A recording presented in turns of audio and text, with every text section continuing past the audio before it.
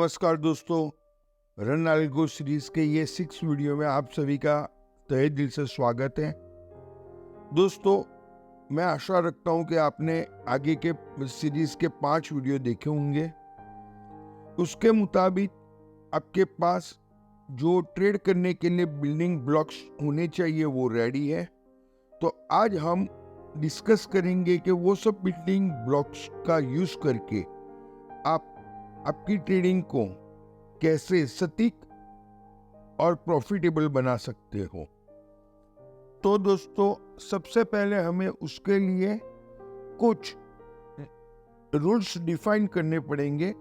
तो सबसे पहले हम थोड़े रूल्स डिफाइन कर लेते हैं। हमारा गोल्डन रूल रहेगा, हम मार्केट मूविंग एवरेज की ऑपोजिट कोई भी ट्रेड नहीं करेंगे। रूल नंबर 2, हम डेटा को मैच्योर होने देंगे। प्री मैच्योर डेटा पे हम ट्रेड नहीं करेंगे। अर्थात कि हम मार्केट ओपन होते ही 9:25 के आसपास हमारे पास मार्केट मूविंग एवरेज आ जाती है, तो हम सिर्फ 9:25 को ही वो मार्केट मूविंग एवरेज को देखकर ट्रेड नहीं ले लेंगे। हम डेटा को मैच्योर होने देंगे 10 बजे तक। हम जो भी ट्रेड करेंगे वो आफ्टर 10 o'clock ही करेंगे। तो दोस्तों, प्राइमरी हम ये 2 रूल्स का रिलीजियसली फॉलो करेंगे। अब दोस्तों, आपके पास और 3 कंक्लूजन यानी कि 3 बिल्डिंग ब्लॉक्स अभी भी सिंक्रोनाइज करने के लिए रह जाते हैं। अब दोस्तों, जो 3 कंक्लूजन आपके पास बचे हुए हैं, उसमें से किसी 2 का कंक्लूजन मार्केट मूविंग एवरेज के साथ आफ्टर 10 o'clock जब भी मिलेंगे, हम उसी साइड का ट्रेड एग्जीक्यूट करने की कोशिश करेंगे। अब दोस्तों, जब हम ट्रेड एग्जीक्यूट करेंगे तब हमारे पास नॉर्मली इन्हीं में से कोई एक कंडीशन क्रिएट होती होगी। आइदर तो मार्केट मूविंग एवरेज से काफी दूर होगा या मार्केट मूविंग एवरेज से करीब होगा। अब दोस्तों, हम ये दोनों कंडीशन में अलग तरीके से ट्रेड को एग्जीक्यूट करेंगे। फॉर एग्जांपल, हम एक सिनारियो लेते हैं। मार्केट मूविंग एवरेज है 21,800 और करंट मार्केट का स्पॉट प्राइस है 21,900। यानी market according to market moving average conclusion, market एक बुलिश ट्रेंड में है। 10 बजे के बाद हमेरा फॉर एग्जांपल OTR भी हमें दिखाता है ABC एंड जो विवैप है उसका भी कंक्लूजन हमें बुलिश ही दिखा रहा है। तो ये कंडीशन में हमें बुलिश साइड का ट्रेड एग्जीक्यूट करना होगा। लेकिन दोस्तों, अब आप सोचो कि अगर मार्केट अपनी मार्केट मूविंग एवरेज से 100 पॉइंट दूर है, तो नॉर्मली वो विवेप से भी इतना ही दूर होगा। तो इस कंडीशन में हमारा स्टॉप लॉस अप्रोक्सीमेटली इंडेक्स पर 100 पॉइंट का, और अगर हम ऑप्शन में ट्रेड करते हैं तो कम से कम 50 to 60 पॉइंट का हमारा स्टॉप लॉस बनता है।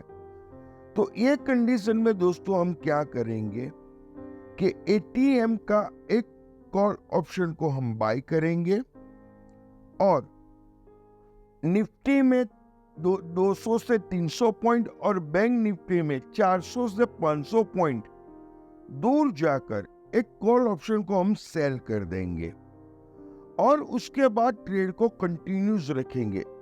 अगर मान लो कि मार्केट एक स्टॉप लॉस हंटिंग के लिए रिवर्स होती है और मार्केट मूविंग एवरेज के आसपास आ जाती है या विवेप के आसपास आ जाती है, उस टाइम पे हमने जो कॉल का ऑप्शन आउट ऑफ मनी में जाकर हमने बेचा था, वो ऑप्शन को हम बाय कर लेंगे और जो ऑप्शन हमने ATM का खरीदा हुआ है वो ऑप्शन को हम कुछ भी नहीं करेंगे, वैसा का वैसा रखेंगे और मेरी पोजीशन को हम कैरी फॉरवर्ड करेंगे।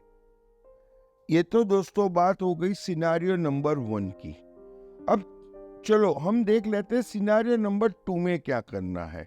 सिनारियो नंबर 2 ऐसा होगा कि जब भी 10 बजे के बाद बाकी के डेटा हमारे मार्केट मूविंग एवरेज का जो कंक्लूजन है उसके साथ मैच हो जाता है, और उस टाइम पे जो इंडेक्स स्पॉट की प्राइस है वो भी हमारे मार्केट मूविंग एवरेज से 15 या 20 पॉइंट निफ्टी में और 50 पॉइंट के आसपास बैंक निफ्टी में मूव हो रही है, उस टाइम पे हम एटीएम का कॉल बाय करेंगे और जो मार्केट मूविंग एवरेज है उससे 20 पॉइंट नीचे निफ्टी में और 40 पॉइंट नीचे बैंक निफ्टी में हम स्टॉप लॉस लगा लेंगे। अब दोस्तों मैं आप लोगों को यहाँ पे एक बात बताना चाहूंगा। कभी ऐसा भी हो सकता है कि 10 बजे के बाद आपके चारों चार सेंटीमेंट एक ही साइड पे आपको डायरेक्शन दे रहे हो।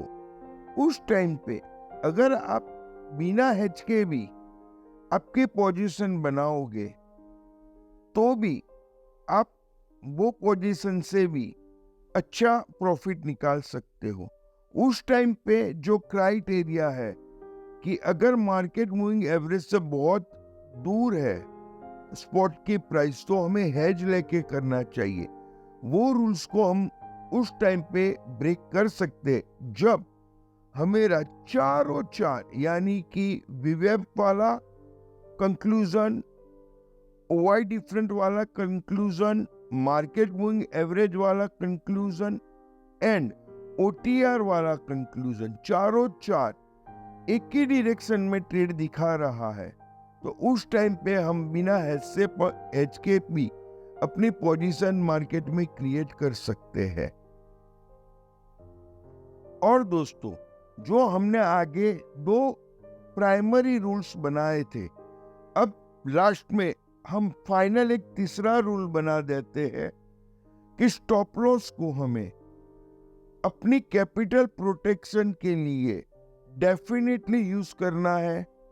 कोई भी इमोशन में नहीं रहना है कि वो ट्रेड में नहीं रहना है। एक बार हमारा स्टॉप लॉस एग्जीक्यूट हो जाता है तो हमें थैंक्स बोलकर जो भी लॉस हुआ है उसे एक्सेप्ट कर लेना है। दोस्तों ऐसा नहीं होगा कि आप जितने भी ट्रेड लोगे वो सब आपके सही होंगे। कभी कभी मार्केट इतना ड्रास्टिकली डेटा को चेंज कर देती है तो हमारा स्टॉप लॉस हिट हो सकता है। It's a part of game. ये मार्केट को हमें एज अ बिजनेस लेना है, नॉट अ कसिनो। ठीक है, तो स्टॉप लॉस एक अच्छी बात होती है जिसकी हैबिट हमें हमारी ट्रेडिंग में रखनी चाहिए और स्टॉप लॉस का रिस्पेक्ट भी करना चाहिए। Thanks a lot for today. Thank you.